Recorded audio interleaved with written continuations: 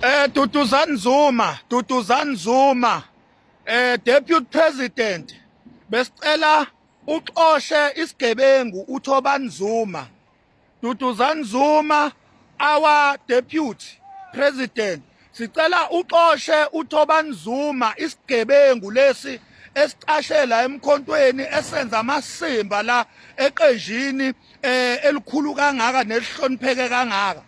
uThobani Zuma negenge yakhe yezigebengu babhizi baqokotela isignature kababa umsholozi, babhizi uqasha abantu bakhe ukuthi ibona bazoba ama-candidate angavotelwanga umphakathi, angakhethwanga umphakathi.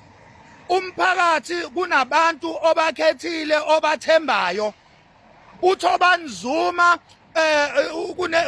ikhohlakala lezi ezimkhokhela imali ayithembisa ama-position obukhansela, zimkhokhela imali ayithembisa ama-position obukhansela. Manje baqokotela isignature kababa ngoba efaka lezi ikhohlakala zakhe ezimbrayibhile. uThobani Zuma ayixoshwe lensha, iyabulala yakhe la emkhontweni, iyadestroya, ingcolisa umkhonto. Abantu bazovotela kanjani umkhonto befunzwa ama-candidate? Abantu benawo ama-candidate abawakhethayo, abawathembayo futhi asebenzayo, ngoba umphakathi unezizathu njengoba uyikhethela labantu bayasebenza, umphakathi uyabazi, uyaba-recognize. Manje uThobani Zuma ubhizi u-applya i-corruption, ufaka impintshi zakhe zamasimba la enuka isihlama uthi akube yizo ezizoba amakhansela. uThobani Zuma lamasimba lawa ayikhokhisa abantu iyobafaka ePhalamende, ekhokhisa abantu ukuthi iyobafaka ePhalamende. Namhlanje usebakhokhisela ukuthi ababe ama-candidate azoba amakhansela.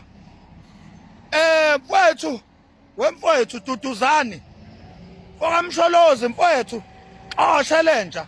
Zonke ikhohlakala la emkhontweni kumele ingahlaliseki, kumele zihlale emanzini abilayo. Zonke igebengu siyaklina emkhontweni, siyaklina.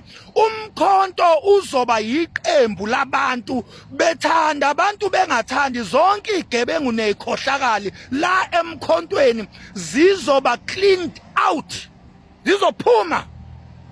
Ngiyacela-ke mfowethu, le video ayifike qathatha kuwe, our first Deputy President Duduzane Zuma. Sibonge singomakhanya.